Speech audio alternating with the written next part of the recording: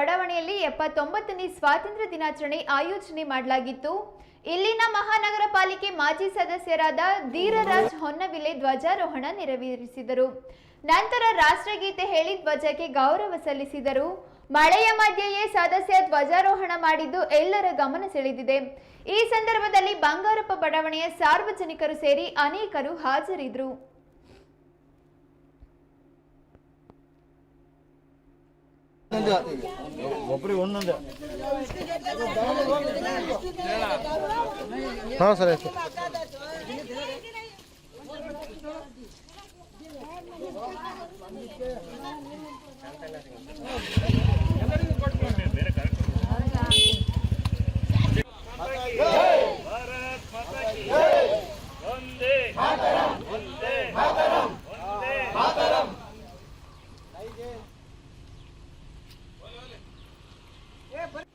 ಈ ಸುವರ್ಣ ಸಂದರ್ಭದಲ್ಲಿ ನಾವೆಲ್ಲರೂ ಕೂಡ ವಿಜೃಂಭಣೆಯಿಂದ ಸ್ವತಂತ್ರ ದಿನಾಚರಣೆಯನ್ನು ಬಹಳ ಸಂತೋಷದಿಂದ ಆಚರಿಸ್ತಾ ಇದ್ದೇವೆ.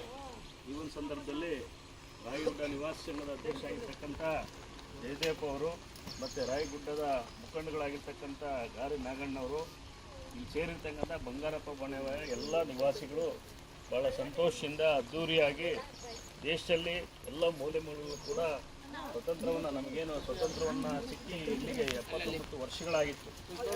ಆ ಒಂದು ಸಂದರ್ಭದಲ್ಲಿ ಎಲ್ಲರೂ ಕೂಡ ದೇಶ ಪ್ರೇಮವನ್ನು ನಮ್ಮ ಮನೆಯಲ್ಲಿ ಏನು ಕಾರ್ಯಕ್ರಮ ಮಾಡಿದ್ರು ಹಬ್ಬದ ಕಾರ್ಯಕ್ರಮ ಅದಕ್ಕಿಂತ ಹೆಚ್ಚಾಗಿ ಇವತ್ತು ಸ್ವತಂತ್ರ ದಿನಾಚರಣೆ ಕಾರ್ಯಕ್ರಮವನ್ನು ಅತ್ಯಂತ ಅದ್ಧೂರಿಯಾಗಿ ಸಂತೋಷದಿಂದ ನಾವು ಪಾಲ್ಗೊಂಡಿದ್ದೀವಿ. ಇದೇ ರೀತಿ ದೇಶದಲ್ಲಿ ಏನೇ ಯಾವುದೇ ಸಂದರ್ಭದಲ್ಲೂ ಕೂಡ ನಾವೆಲ್ಲರೂ ಕೂಡ ಒಗ್ಗಟ್ಟಾಗಿ ಈ ದೇಶವನ್ನು ಮುನ್ನಡೆಸಲಿಕ್ಕೆ ಮುಂದಿನ ಪೀಳಿಗೆಗೆ ಈ ದೇಶ ಪ್ರೇಮದ ಒಂದು ಕಿಚ್ಚನ್ನು ಹಚ್ಚಬೇಕಾಗಿದೆ.